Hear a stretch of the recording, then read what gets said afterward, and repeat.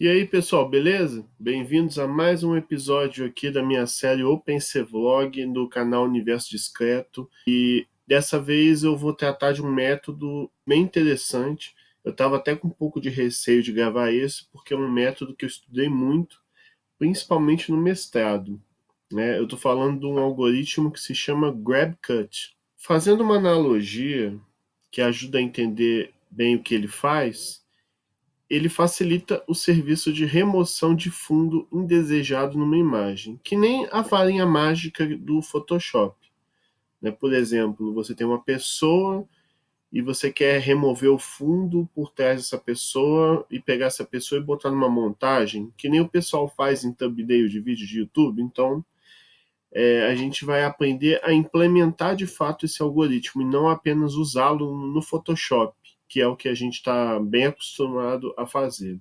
Não que a varinha mágica do Photoshop seja a implementação idêntica do GrabCut, porque o GrabCut ele é um algoritmo patenteado pela Microsoft, então normalmente ele aparece em ferramentas Microsoft. Se não me engano, o PowerPoint usa para remover fundos em slides, alguma coisa assim. Eu vou colocar uma imagem aí em algum lugar para vocês entenderem o que o GrabCut faz.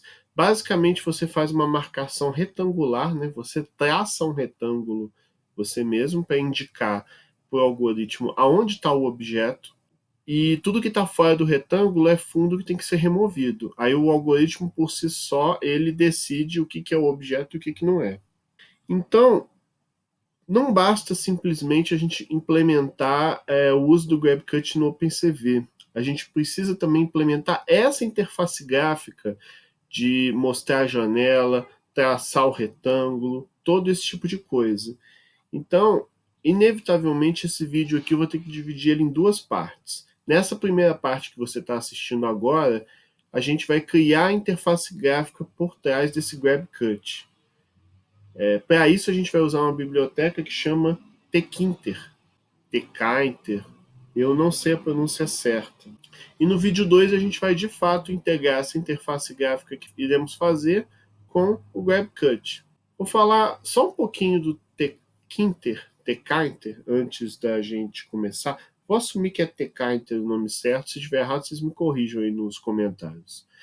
Mas a Tkinter é uma biblioteca padrão do Python que permite um desenvolvimento fácil de interfaces gráficas que funciona tanto em Windows quanto Linux e Mac. Então essa é uma vantagem bem legal do Tkinter. Ele funciona nos sistemas operacionais que a gente está acostumado a usar. Ele tem uma vasta documentação e ele é muito usado, então ele tem uma estabilidade muito bacana. Ele foi criado em cima de outra linguagem chamada TCL, que é uma linguagem de programação que o pessoal usa muito em construção de interfaces gráficas. Eu sei que usam muito em coisas de redes, simulador de redes, como NS2. Eu nunca mexi muito com TCL, mas o que eu sei é que o Tkinter foi implementado em cima do TCL e esse Tkinter foi portado para Python. A gente já usa ele portado bonitinho no Python. Então, eu vou mudar a telinha aqui para a gente começar a implementar essa interface gráfica. Bom, pessoal, estou aqui já na tela que a gente vai começar a implementar de fato. Aproveitando aí, já te digo, se inscreva, curta, compartilhe aí o meu vídeo, meu canal, que já estamos com 175 inscritos. Vamos crescer esse número aí, a meta é 1000. A gente está longe pra caramba dessa meta ainda. Bom, tá aqui o Python, vamos começar a trabalhar na interface gráfica e não tem jeito. O primeiro passo nosso aqui é importar as bibliotecas que a gente precisa. Eu vou importar tudo de uma vez que o Tkinter pede. Eu vou importar uma outra biblioteca que chama Pil. Na verdade, a biblioteca chama Pilo. É importante a gente usar essa biblioteca porque ela vai fazer um link entre o meu OpenCV e o Tkinter. Então, para eu usar o OpenCV integrado com o Tkinter, inevitavelmente eu preciso da Pilo, já que é a Pilo que conversa com o Tkinter e não o OpenCV. E claro, o nosso amigão OpenCV aí, eu já vou incluir de uma vez o num, que inevitavelmente aí ao longo do código a gente vai acabar usando. Então tá aí implementado essa primeira parte. Agora, o que a gente vai fazer? O main, né, galera? A gente tem que definir aqui o nosso main. E vamos definir aqui o main. Beleza. Agora, pessoal, o que acontece? A gente vai usar um recurso que a gente ainda não usou ainda, que é a orientação a objetos do Python. Fica melhor, fica mais fácil de entender o código quando a gente usa orientação a objetos junto ao tquinter. Se você não está acostumado com orientação a objetos, é simplesmente uma forma de você abstrair o seu código usando o conceito de classes e objetos. Eu não vou explicar o que são classes e objetos em muito detalhe, porque isso é um semestre inteiro de OO, mais muita prática. Mas o que eu posso dizer é que assim, você vai criar estruturas que chamam classes, que são abstrações, e essas classes vão ter atributos, ou seja, parâmetros que definem elementos daquela classe. E os métodos, que são as ações, os procedimentos que a gente está acostumado a ver, fazem parte da classe. Mas a gente não trabalha diretamente com a classe. A classe implementa uma instância que vai ser o objeto, e aí sim o objeto vai ter os seus atributos e os seus métodos. Não vou falar mais nada além disso, porque senão vira um vídeo sobre OO. Então a gente vai ter que começar inicializando aqui a tkinter. Então a gente costuma criar um root, né, um nó root, um nó raiz, vai ser um objeto dessa classe tk. Então o root é um objeto raiz do tkinter. Todos os módulos, tudo que a gente pode usar do tkinter está dentro do root ali no momento. Grab cut. Bom, então a gente vai definir uma aplicação que o nome a gente mesmo que está inventando, GrabCut GUI, né, de interface gráfica GrabCut. Ela vai ser uma classe que vai ter um parâmetro. Vai ter um parâmetro, na verdade vai ter um atributo aí passado por parâmetro, que vai ser o root que a gente implementou ali. Então, esse root ele vai ser passado para a classe GrabCutGui e agora vai se chamar master. Por que eu estou dando esses nomes? Porque são padrões que o pessoal costuma usar na hora de implementar o tkinter. Então a gente vai precisar dessa classe aqui. E a aplicação, de fato, com o GrabCut, com a interface gráfica, com tudo bonitão aí, é o que a gente chama de AppCut. E embaixo, a última coisa que a gente tem que fazer é criar o loop do programa, que a gente vai fazer com appcut.mainLoop. Basicamente, o AppCut, ele vai ter um método que chama mainLoop, que na verdade é o loop principal do programa. Enquanto o programa está aberto, ele está lá em loop executando o que você pedir. É o mesmo princípio dos jogos. Enquanto o jogo está executando, você vai ter um loop que vai atualizando tudo que ocorre naquele jogo. Todo programa de interface gráfica precisa de um loop principal. E não é diferente no caso desse daí. Mas, agora o que a gente tem que fazer? A gente vai ter que definir essa classe aí que a gente está criando. E agora já vou mostrar para vocês algumas coisas interessantes. Essa é a classe que a gente criou e ela herda da classe frame. Então olha o que a gente está fazendo. O frame ele é a janela principal do meu programa. Se eu estou criando uma janela de interface gráfica com componentes, botões, blá blá blá blá blá, tudo vai fazer parte de um frame.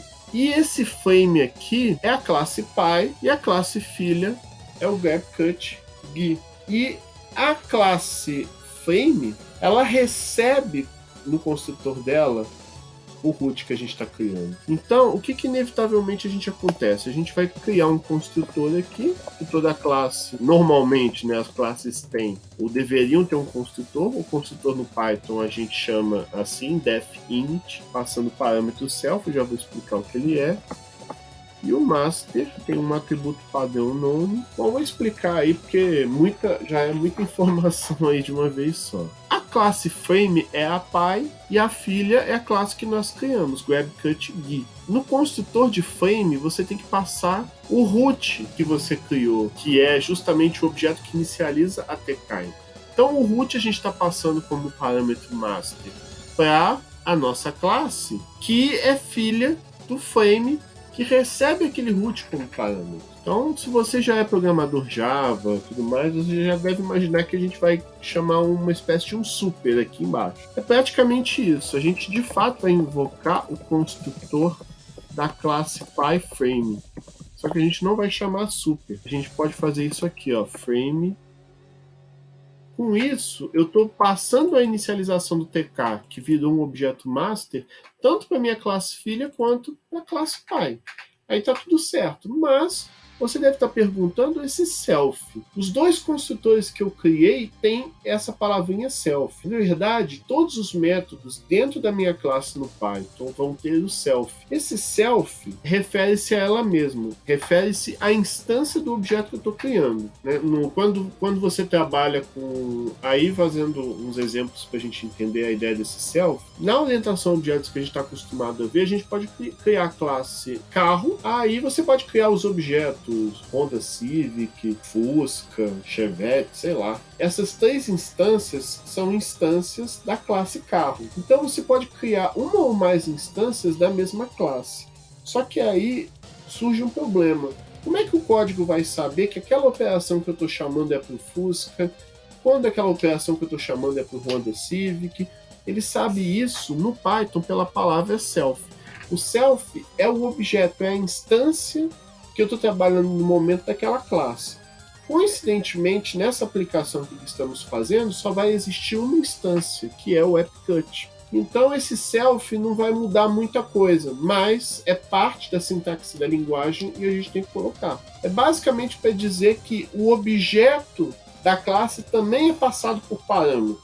E logo depois, aqui embaixo, eu vou criar também uma classe que vai inicializar a interface gráfica. Eu vou chamar ela de método self inicia user interface. Precisa do self porque inicia user interface vai ser um método da classe WebCut. Senão ele não vai reconhecer esse método aqui que estamos criando. Lembrando que a gente sempre tem que passar o próprio objeto por parâmetro aí. Até aí tranquilo, né? Vamos lá, que é muita coisa que a gente vai ter que fazer. Bom, a primeira coisa, o master, que é aquele objeto que tem todos os módulos da tkinter que a gente está usando. Ele é um atributo dessa classe, então é self.master.título. O que é título? Vai ser um método aqui que vai dar o título da janela, da barrinha de título aí da sua janela. Vamos chamar de janela da imagem segmentada. Não é o nome mais incrível do mundo, não, mas é um nome. Depois disso, pessoal, a gente tem que chamar um método que chama pack. O pack, como o próprio nome diz, ele meio que empacota tudo, já embrulha tudo para entregar. Em outras palavras, ele vai pegar os componentes que a sua janela tem até o momento, vai organizar todo ele bonitinho nas posições que tem que ficar e preparar para exibir. Como você pode observar, a minha janela ainda nem existe, a única coisa que existe é o título dela, então a única coisa que o pack vai fazer vai ser preparar uma janela com o título que eu passei ali por parâmetro. Então, ainda não vai fazer muita coisa. Vamos fazer o seguinte, então. Vamos tornar isso mais interessante. Vamos carregar a imagem dentro dessa janela aí que a gente está trabalhando. Para isso, então, a gente vai criar um método que vai chamar carrega imagem na janela. Esse método ele é um método da classe, então é como você já imaginava, ele também vai ter self, que a gente vai fazer diferente. A imagem ser retornada por parâmetro. Então o método que a gente vai criar agora, que chama carrega imagem na janela, ele vai carregar uma imagem que está no disco rígido. Então não vou chamar de carrega imagem na janela não, carrega imagem a ser exibida. Ele vai carregar uma imagem do disco rígido que vai ser usada futuramente para ser colocada na janela aí de interface gráfica. Então você já imagina que a gente vai ter que criar um método, esse método aqui também. Então agora vem um ponto interessante. Existe uma biblioteca que você importa do tkinter que chama tkFileDialog. Essa biblioteca permite que o sistema operacional pergunte para você, abra uma janela pedindo para você escolher a imagem que você vai carregar. Então, a gente vai facilitar as coisas para o usuário. Assim que o programa iniciar, ele vai pedir para você escolher dentro do seu disco rígido qual imagem que vai ser usada na aplicação. Agora eu preciso chamar tkFileDialog ask open filename. O que vai acontecer? Vai aparecer uma janelinha, vai pedir para você escolher uma imagem no disco rígido, vai pegar o caminho dela, C2 pontos, usuários, Lucas, imagem.jpg e jogar aqui. Se o usuário escolher uma imagem válida, tiver tudo certinho, então esse caminho da imagem aí vai existir. E aí o que nós vamos fazer aqui dentro? A gente vai carregar a imagem, converter ela para o formato que o tkinter trabalha e aí retornar para aquele método que a gente estava trabalhando antes. Então vai ter a imagem carregada aí tipicamente pelo OpenCV. Você deveria já estar acostumado com a função imread. Vai carregar a imagem e jogar aqui dentro. Photo Image. O formato Photo Image é o formato que o tkinter trabalha. Então a primeira coisa que a gente vai ter que fazer é pegar essa imagem, converter ela de BGR para RGB.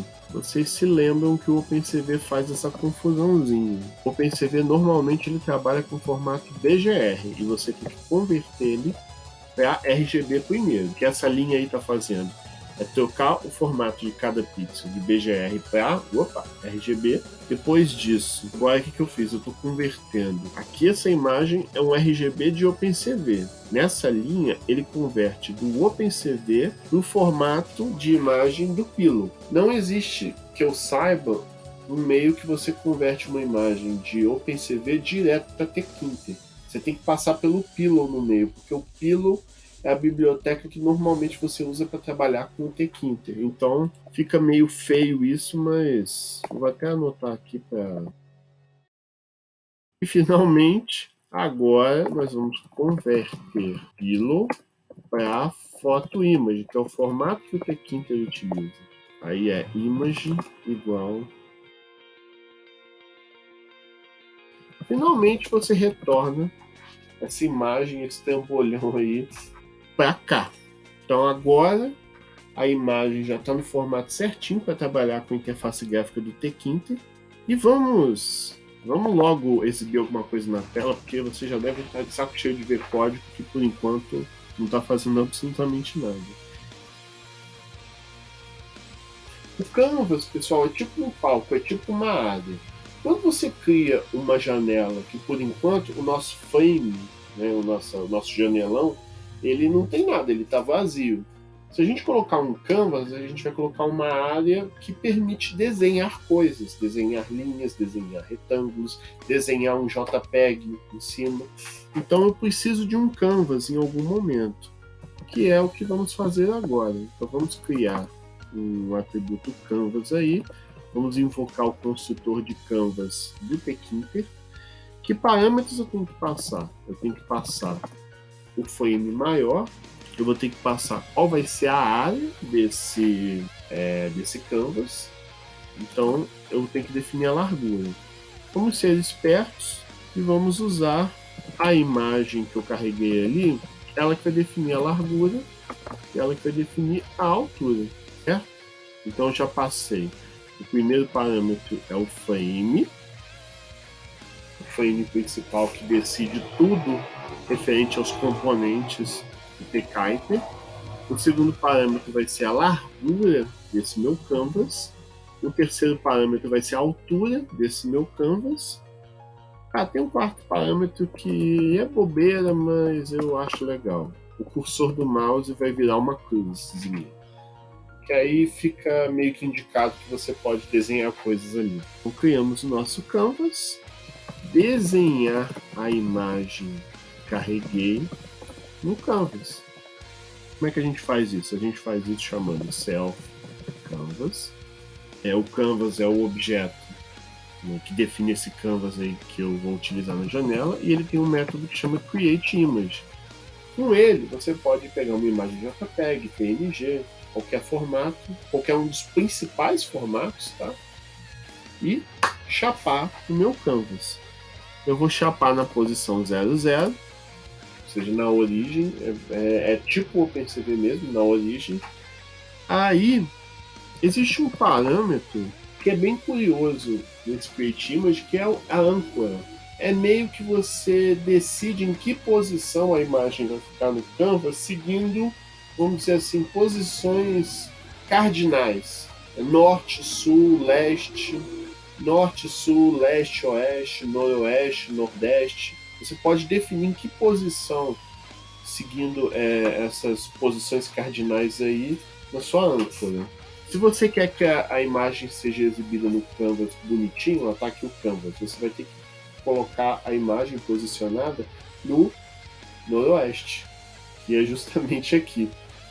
Uma coisa meio confusa. Então, se esse é o meu canvas e eu quero que a minha imagem comece a aparecer aqui nessa posição, eu tenho que indicar que ela começa na posição 00 e a imagem, a posição cardinal dela vai ser aqui, noroeste. E image, qual vai ser a imagem que eu vou mostrar? Vai ser justamente aquela imagem ali que eu chamei de imagem, né? Eu chamei de imagem. Isso. Depois disso, eu empacoto tudo para presente e exibo na tela. Bom, eu já associei o canvas com o frame, que já foi empacotado. Então agora eu acho que eu não esqueci de nada importante para exibir a imagem que eu quiser. Vamos testar. Bom, até o momento aí carregou. Eu vou carregar essa imagem aqui. Tem umas imagens esquisitas. Vou abrir aqui essas flores.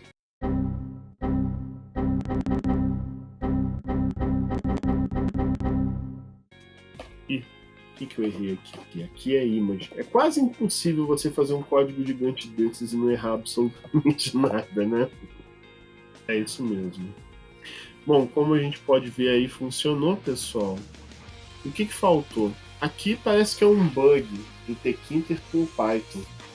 Nota que eu chamei o método aqui de criar a imagem bonitinho, de que é a posição cardinal que ele vai ficar, qual é a imagem, mas eu tenho que de novo reforçar que no atributo image do meu canvas eu estou recebendo aquela imagem. Isso é porque o Python tem um garbage collector, ele tem um coletor de lixo, ou seja, todos os elementos que não estão sendo usados ou que o Python entende que não estão sendo usados, ele limpa para liberar a memória do computador. E por alguma razão, ele acha que aquele create image com aquela imagem que a gente está passando é algo que é um desperdício que a gente não vai usar. Então a gente precisa reforçar, passando essa linha aqui de novo, para o garbage collector entender que aquela imagem não tem que ser removida. Bom, então como vocês viram aí, tudo isso só para criar uma janela com um canvas com as flores ali bonitinho. O próximo passo natural aí que a gente tem que fazer é criar as funções de mouse para desenhar um retângulo que a gente quer bonitinho. Então o que nós vamos fazer? Nós vamos criar, pessoal, um outro método para deixar tudo separado, tudo organizado. Então a gente vai criar um método aqui que vai se chamar computa ações do mouse.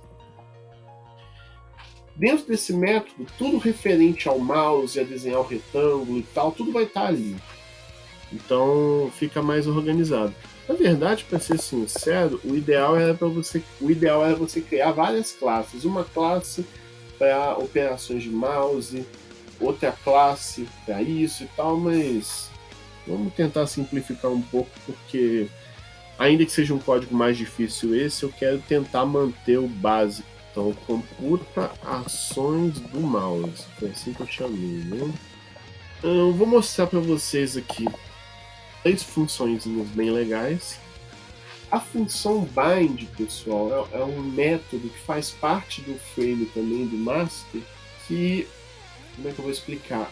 Ele meio que ele associa, ele força a inserção de um evento até aquele frame. Então, quando você invoca o método bind, você já vai estar dizendo que vai existir um evento associado, colado, buildado naquele frame.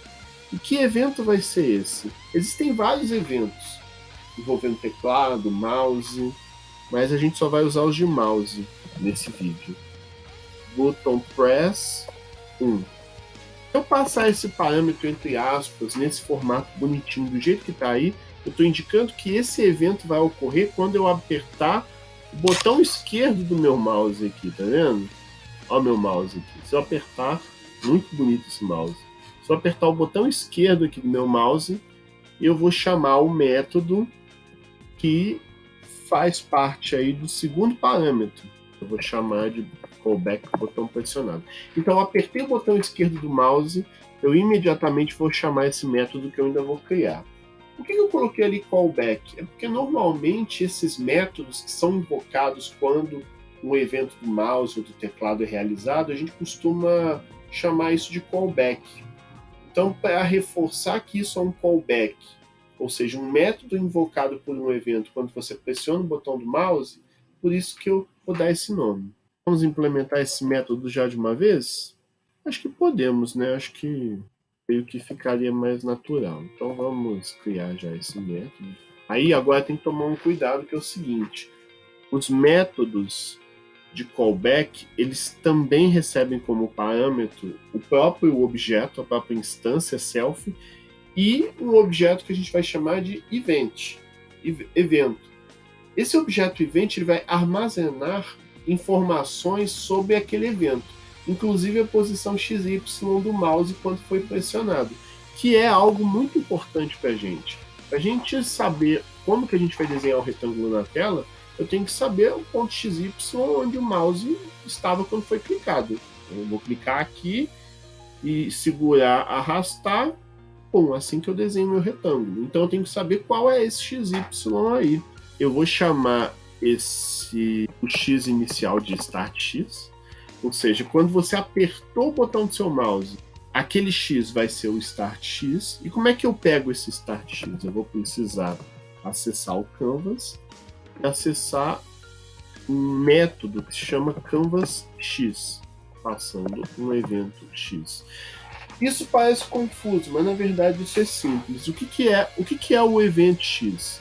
A posição X do mouse em todo frame. Quando você passa a coordenada X do seu frame para o método CanvasX, ele converte o X do seu frame para o X do Canvas.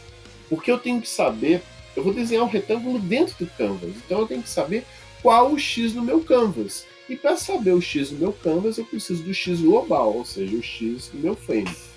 Então, aqui eu estou convertendo o X do frame para o X do Canvas e copiando isso em StartX. Então, o StartX já recebeu qual que é a posição X do mouse dentro do Canvas. E, obviamente, eu vou pegar a mesma coisa também para o Y.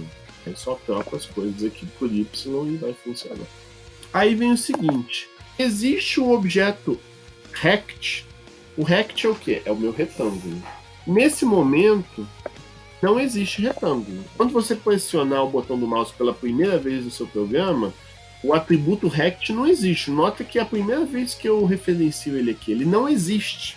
Então, já que ele não existe, vamos criar um novo. Então, não existe self.rect, não tem problema. Vamos criar o primeiro retângulo aí que vai ser desenhado na tela. Só que nota que quando você pressionar o botão do mouse pela primeira vez no seu programa, não vai ter retângulo, porque você vai estar clicando e assim que você clica, você não está movimentando o ponteiro do seu mouse. Então não existe retângulo ali.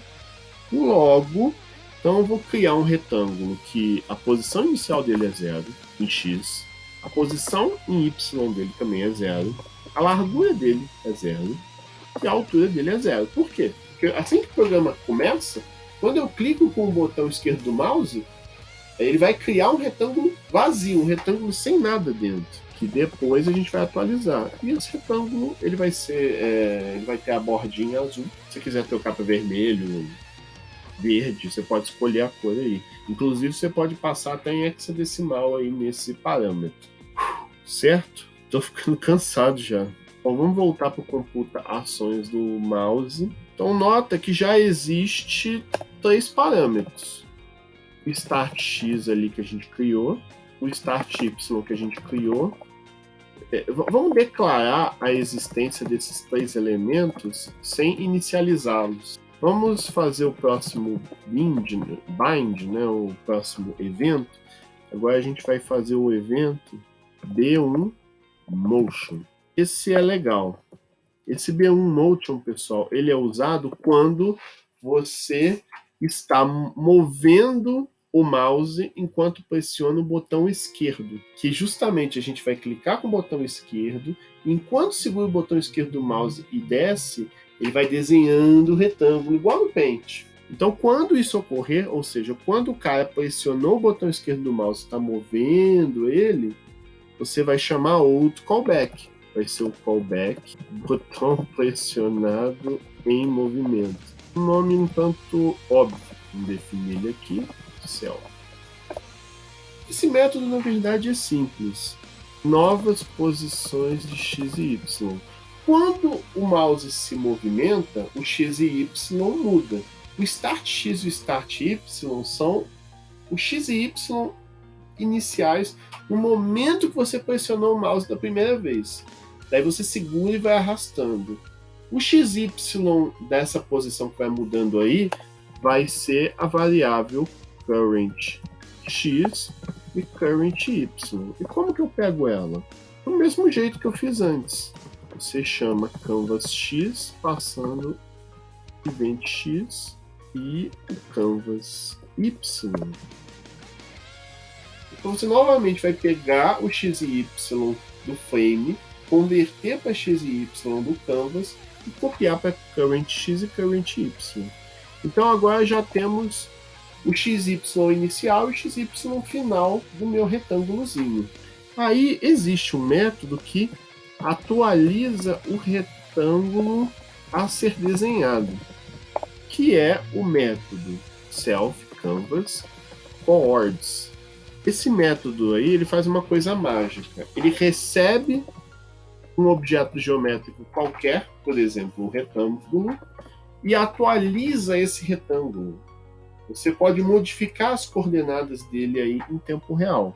Mas, para isso, você tem que passar o x inicial, o y inicial, o x final e o y final. Apenas isso. Com isso, você atualiza aí o retângulo que você desenhou. Simples assim. E temos também o terceiro callback, lá no computações de mouse, que vai ser o button release 1, que vamos chamar callback botão... Vou botar um nome pequeno dessa vez, vai, botão solto. Quando você solta o botão. Esse vai ser o melhor método para implementar, porque vocês vão entender. Apenas isso, pass. O que é o pass? Existe o break, existe o continue e existe o pass no Python. O break é para você sair de um laço. O continue é para você seguir para a próxima iteração do laço. O pass é quando você quer implementar uma função que não tem nada dentro. Né? Se você quisesse no C++, por exemplo, implementar uma função sem nada dentro, você faz int blá e abre e fecha chaves, não é isso? Esse é um método vazio. Como é que eu faço uma coisa parecida no Python? Com o pass. Bom, então o pass ele simplesmente serve para isso, passar, pular aí, deixar essa função vazia. Por quê? Porque no vídeo 2 a gente vai implementar o que acontece quando o botão é solto.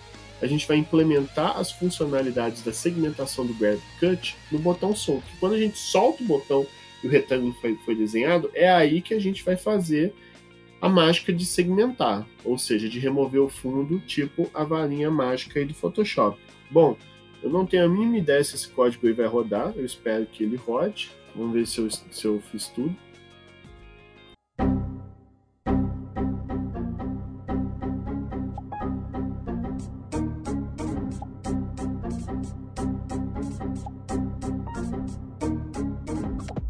Esqueci o event aqui, não pode esquecer.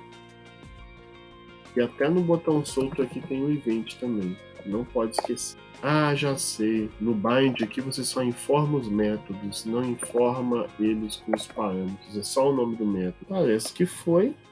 Vamos escolher aqui imagem. E funcionou, galera. Temos aí a nossa interface gráfica com o canvas e com o retângulo. Então isso meio que encerra essa primeira parte. Tá vendo? Eu posso até redimensionar um pouquinho. Então com isso a gente encerra essa primeira parte aí do vídeo. Na parte 2 a gente vai continuar em cima desse código. Eu vou colocar os dois códigos separados no GitHub para você ter noção de como foi a construção da primeira parte e da segunda parte. Então, é isso, galera. Em algum lugar aí eu vou colocar a parte 2 para você clicar e continuar assistindo. Valeu e tamo junto, até a próxima.